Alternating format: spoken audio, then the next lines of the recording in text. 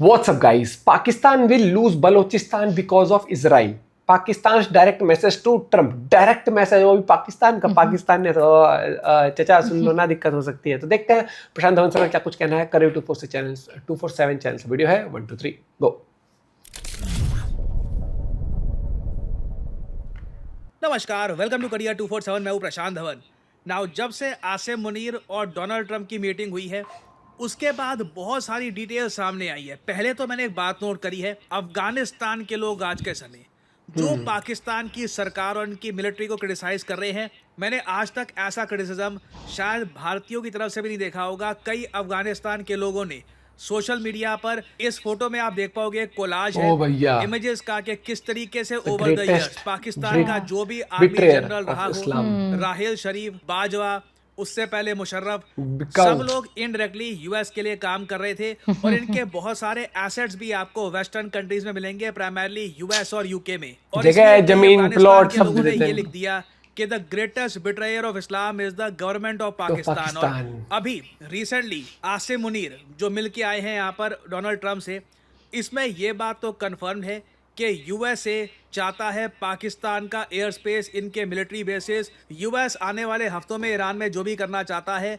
उसमें पाकिस्तान का पूर्ण सहयोग चाहता है। और अगर यहाँ पे आप मुझसे ये पूछ रहे हैं मगर यूएस करना क्या चाहता है, देखिए यूएस मीडिया खुद रिपोर्ट कर रहा है Donald Trump tactical nuclear weapon की तरफ भी देख रहे हैं। इसकी एक वीडियो रिसेंटली बहुत ज़्यादा वायरल हुई थी। मेरे हिसाब से ये अब तक की सबसे बड़ी डेवलपमेंट है कि ईरान के न्यूक्लियर प्रोग्राम को पूर्ण रूप से समाप्त करने के लिए एक tactical nuclear weapon US use कर सकता है, ताकि ईरान की जो भी तरक्की हुई थी सेंट्रीफ्यूजेस की, यूरेनियम एनरिचमेंट की, सब कुछ ये डिस्ट्रॉय कर दे। ये जो छोटी सी क्लिप है ये देखिएगा, इधर आप देख पाओगे इस वीडियो में। The Guardian reported Trump was getting cold feet, worried about the effectiveness of bunker busters and not willing to use tactical nukes. But the White House tells Fox that's not true. Everything's on the table, even tactical nukes. The big ना यहाँ पे आपको समझना होगा, ये कह रहे हैं कि ईरान का न्यूक्लियर प्रोग्राम और यूएस के हिसाब से जो ईरान के सुप्रीम लीडर हैं ये अंडरग्राउंड है, तो वहाँ पर हिट करने के लिए ये बंकर बस्टर बॉम्ब्स का यूज कर सकते हैं। यूज करना पड़ेगा। ये 100% श्योर है नहीं कि ये काम करेंगे या नहीं करेंगे, और इसलिए बात चल रही है टैक्टिकल न्यूक्लियर वेपन्स की। क्योंकि डोनाल्ड ट्रंप ने एक बात साफ कर दी है, ये नहीं चाहते कि अमेरिकन सोल्जर्स ये ईरान में खुद जाएं, खुद सब कुछ डिस्ट्रॉय करे। They do not want American boots on ground. तो इसलिए घूम फिर कर एक सोल्यूशन ये टैक्टिकल न्यूक्लियर वेपन, एक छोटे न्यूक्लियर वेपन में देख रहे हैं ना। अगेन देखो, जब मैं ये न्यूज़ डिलीवर करता हूँ, जब मैं आपको पर्सपेक्टिव बताता हूँ अमेरिकन मीडिया का, कुछ पाकिस्तानी हैं वो गुस्सा होकर मुझ पर बरस पड़ते हैं। देखो, ये सब मैं नहीं कर रहा, अगर दिमाग में थोड़ा ये बात घुस रही है, मैं बस जो हो रहा है ना आपको बता रहा हूं। मैं ट्रंप नहीं हूं, मैं डिसीजन नहीं लेता। I am just telling all of you कि यहाँ पर हो क्या रहा है। अब ऑब्वियस ही बात है, पाकिस्तान कहीं से भी इस सब में इन्वॉल्व होना नहीं चाहता। पाकिस्तान के लिए ये सब एक बहुत ज़्यादा खराब सिचुएशन है कि यूएस अटैक करेगा यहाँ पे ईरान को, पाकिस्तान को सपोर्ट करना होगा। जिस तरीके से जब यूएसए ने अफगानिस्तान को अटैक किया था, पाकिस्तान को सपोर्ट करना पड़ा था। अभी देखिए, आसिम मुनीर ने डोनाल्ड ट्रंप को एक बात साफ साफ बता दी है कि बलूचिस्तान में मिलिटेंसी बहुत ज़्यादा बढ़ जाएगी। बलूचिस्तान पाकिस्तान के हाथ से निकल भी सकता है अगर इजराइल ईरान कॉन्फ्लिक्ट इसी तरीके से चलती रहती है। क्योंकि आपको समझना होगा, अगर हम वर्ल्ड मैप देखें, जब हम लोग बोलते हैं ना बलूचिस्तान, बलूचिस्तान सिर्फ पाकिस्तान में नहीं है। बलूचिस्तान एक टाइम पर ये पूरा रीजन हुआ करता था, जो आज के समय बढ़ चुका है। थोड़ा सा बलूचिस्तान अफगानिस्तान में भी है, बहुत सारा बलूचिस्तान ईरान में है, और बलूचिस्तान पाकिस्तान में भी है। अगर मैं कहूँ बलूच लोगों को खुद का एक देश मिले ना, तो उसमें पाकिस्तान की धरती जाएगी, ये अफगानिस्तान का थोड़ा सा साउथ का एरिया जाएगा, और ईरान का बहुत सारा एरिया चला जाएगा, तो बनेगा एक बलूचिस्तान। और बलूचिस्तान के जो फ्रीडम फाइटर्स हैं आज के समय, जो चाहते हैं कि बलूचिस्तान नाम का देश बने फिर से, रिपब्लिक ऑफ बलूचिस्तान, वो लोग काफ़ी बार इसी टाइप के कंट्री की बात कर रहे होते हैं ना। आसिम मुनीर ने डोनाल्ड ट्रंप को साफ साफ कह दिया है, अगर ईरान की मिलिट्री को डिस्ट्रॉय कर दिया जाता है, ईरान में तख्ता पलट ये लोग ला देते हैं, सब कुछ चेंज हो जाता है ईरान में, उस केस में ना बहुत सारे ग्रुप्स बलूच मिलिटेंट्स जो आज के समय ईरान के बलूचिस्तान में है, पाकिस्तान के बलूचिस्तान में है, ये ईरान के बलूचिस्तान में कब्जा कर सकते हैं। और उसके बाद पाकिस्तान में जो बलूचिस्तान है वहां पर भी इसको इन्फ्लुएंस कर सकते हैं, और उसके बाद और पाकिस्तान की सरकार, पाकिस्तान की मिलिट्री उस सिचुएशन को संभाल नहीं पाएगी, क्योंकि वहां पर क्रॉस बॉर्डर मिलिटेंसी हो रही होगी। बलूचिस्तान लिबरेशन आर्मी जो पाकिस्तान में है, उनको ईरान की साइड से बड़ा सपोर्ट मिल रहा होगा बलूच मिलिटेंट्स का। और जहां तक मैं यूएस के एक्सपर्ट्स के आर्टिकल्स देख पा रहा हूं, व्लॉग देख पा रहा हूं, यूएसए को कोई इंटरेस्ट नहीं है, कोई चिंता नहीं है कि पाकिस्तान बलूचिस्तान को पकड़ के रख पाता या नहीं रख पाता। They do not care.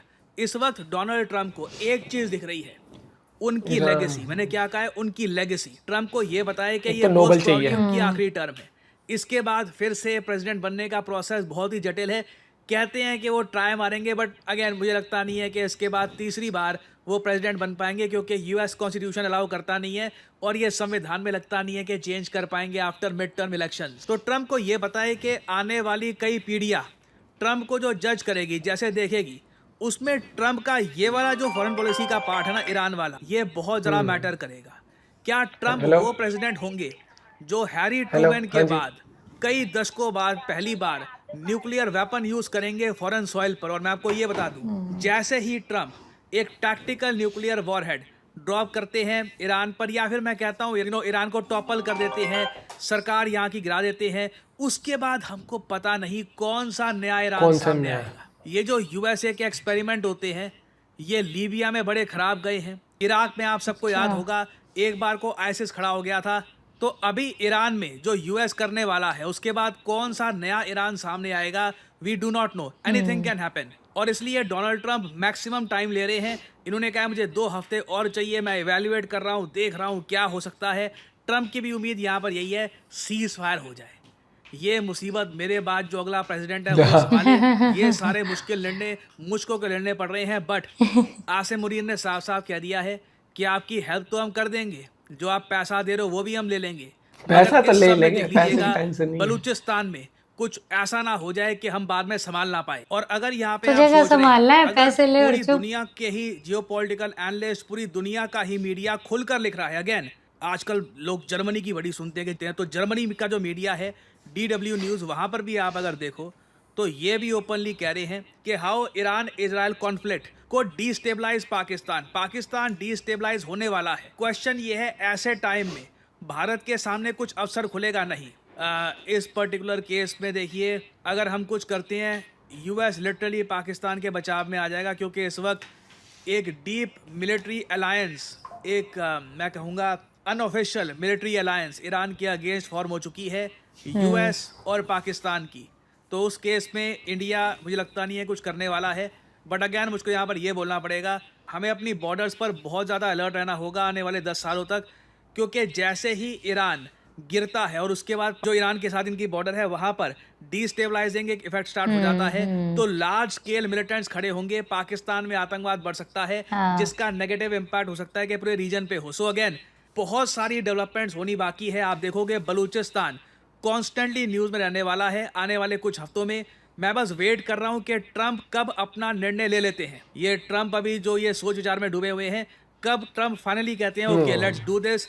इतिहास ठीक है, मुझको ऐसे याद रखेगा, मेरे सामने यही ऑप्शन थे, मुझे करना पड़ा। सो अभी बहुत सी डेवलपमेंट्स आएंगी, कुछ अपडेट आती हैं इन द फ्यूचर, मैं आपके लिए अपडेटेड वीडियोस लाता रहूँगा। बलूचिस्तान का मुद्दा तो बलूचिस्तान का जो मुद्दा है, जो उनकी वो आज़ाद होना चाहते हैं, बहुत टाइम से चल रहा है वो। और मुझे लगता है कि पाकिस्तान की पकड़ उस मामले में है नहीं बिल्कुल भी ना। पाकिस्तान जिस दिन वो फुल फ्लैश तरीके से, मुझे लगता है कि जो आंदोलन चल गया कि कंट्री बनाने का, पाकिस्तान नहीं कर पाएगा कुछ भी कंट्रोल। ठीक है, अभी उनसे नहीं कंट्रोल हो पा रहे वो। और दूसरी बात ये है कि वहाँ के लोग परेशान भी है, क्योंकि वहाँ पे ना कुछ डेवलपमेंट ना कुछ करते हैं। वो अपने बस 4-5 मेजर सिटीज पकड़ी हुई हैं, उन्हीं के अंदर डेवलपमेंट करते हैं। वो उसी में जिसमें इनके मेन जो रईस लोग घराने इनके हैं, उस तरीके से। कौन सा है, लाहौर हो गया, जो उधर का पंजाब वाला एरिया है। और एक तरीके से ट्रंप के जो डिसीजंस है ना, मुझे लग रहा है कि ये डिसीजन की थोड़ा सा और वक्त ले लेता हूँ, वो भी सही है। हबड़ा तबड़ी में ऐसा डिसीजन ना ले ले भाई कि आम जनता वहाँ पे सफर करे। सबसे पहले बात देखो, अभी भी नो डाउट आम जनता दोनों जगह ही दिक्कत में आ रही है, लेकिन जब वॉर होता है भैया, यही तो वॉर की नुकसान होता है। वॉर कभी भी इतना प्रिसाइज नहीं हो सकता कि सिर्फ और सिर्फ जिससे दिक्कत है उसी से होता है। इतना प्रिसाइज नहीं हो सकता, लेकिन फिर भी पाकिस्तान के इतने अनपढ़ मंत्री हैं, कह रहे हम ऐसे हमारे पास बॉम्ब है, जब हम इंडिया पे गिराएंगे ना तो वो सिर्फ हिंदुओं पे गिरेंगे।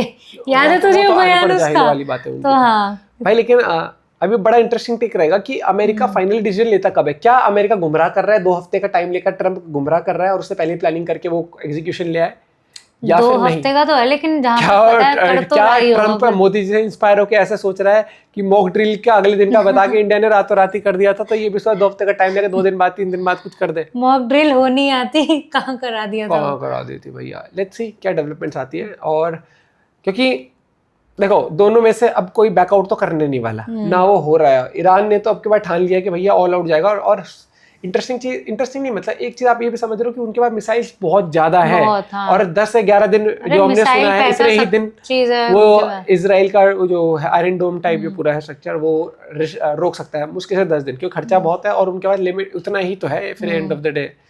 और 10-11 दिन के बाद फिर अगर ईरान फिर ताबड़तोड़ तरीके से करेगा तो मास डिस्ट्रक्शन भी हो सकती है। लेट्स सी क्या डेवलपमेंट आते हैं। मिलते हैं कपड़ों के साथ, बाय बाय, टेक केयर।